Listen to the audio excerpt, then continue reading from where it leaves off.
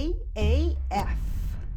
If you work in video or audio production, you have probably come across these three letters. But what is an AAF? Why does every sound mixer ask for one? And why does everybody panic when it just doesn't import correctly? Hi, welcome to CatCat. I'm Kat, this is Pixel, and today we're breaking down what an AAF is and why it's one of the most important interchange formats in the post-production world.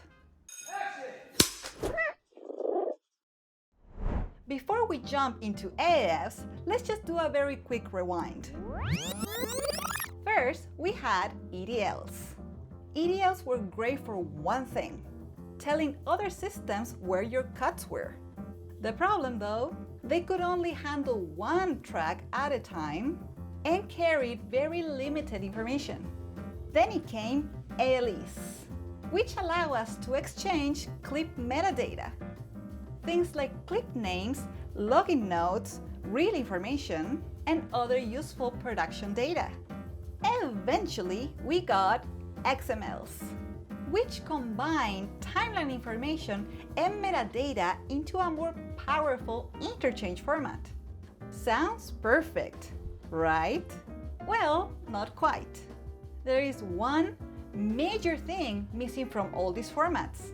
Can you guess what it is? A few moments later.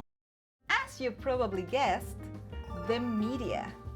None of these formats can actually package your project and its media together. And that is exactly the problem AAFs were meant to solve. So what is an AAF? AAFs stand for Advanced Authoring Format.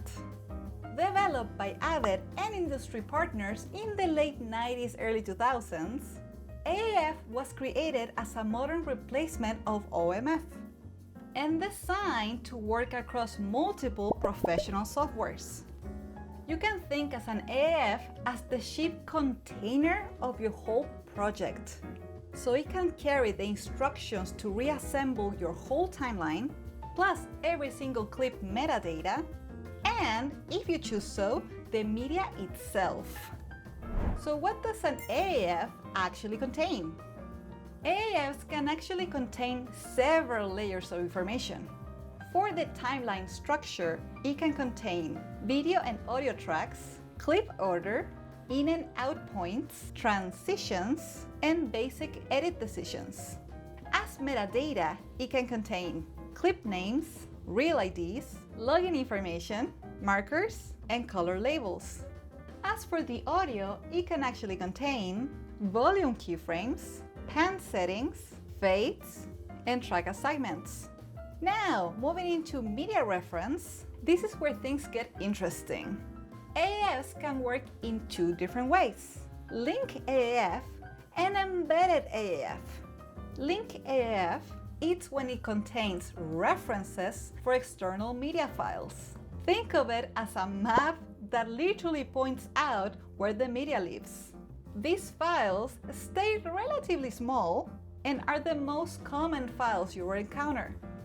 For the embedded AAF, on the other hand, the actual audio and video files are packed inside the package itself.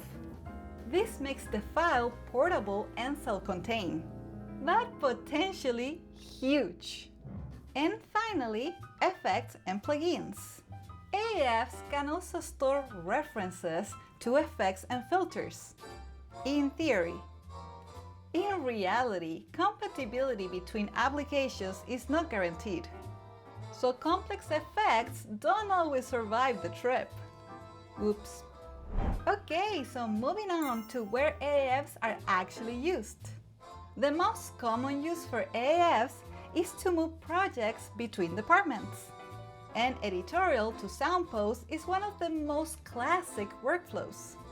Editors working in Avid, Premiere, or Resolve often export AAFs to send to Pro Tools, which will allow the sound team to keep working without needing to rebuild your whole edit.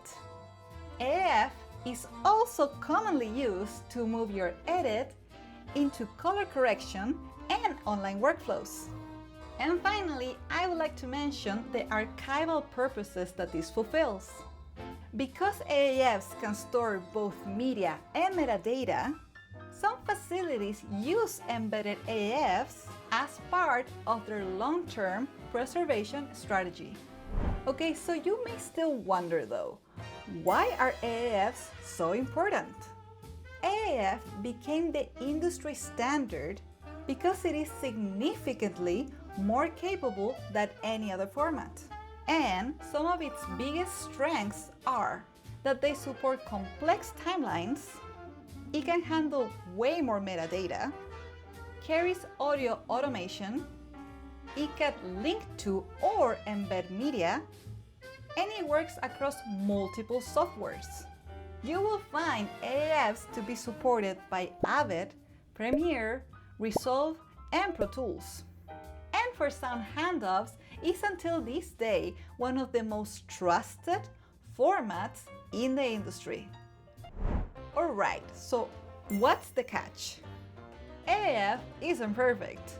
You see, different softwares support different parts of the specification. For example, a volume curve created in Premiere, it may not necessarily translate the same way into Pro Tools. And while cuts and timeline structure usually do transfer very well, more advanced elements usually don't. So things like complex effects, color grades, custom transitions, and certain plugins might need to be rebuilt after the import. Another issue, size. Embedded AAF can become massive, and larger files have a greater chance of corruption or transfer problems. So while AAFs are indeed very powerful, they're not magic. Moving on, what does an AAF really look like? Unfortunately, AAF is a binary container. So unlike EDLs or XMLs, it's not actually human readable. Conceptually though, this is how it could look like. In the timeline section, we can see there's information of one of the tracks. This one contains 2 clips cut in. For both, we have its name, the in and out from the source media, and where it's currently sitting in the timeline. Then it could carry the file metadata. For these 2 clips, it actually carries the source name of the file and other information such as the path, reel, codec duration, among other information. As for the audio information, we can potentially see the link production sound, any fades, volume automations, and track assignments. And as for the media, as we saw before, it could either reference to media files or have the media itself embedded. So AAFs, being a binary project file, can have the timeline, metadata, and media all in one. And there you have it, AAFs. They might not be the most glamorous part of post-production, but they are one of the most important. Whether you're sending a project to sound, between softwares, or preparing an online workflow, understanding how AAFs work can save you tons of time and frustration. If you enjoyed this series and want to strengthen your editing foundation even further, make sure to check this video on the 10 essential film cuts every editor should know. Also, don't forget to like and subscribe, which will really help to grow the channel. And I'll see you next time. Ciao, ciao.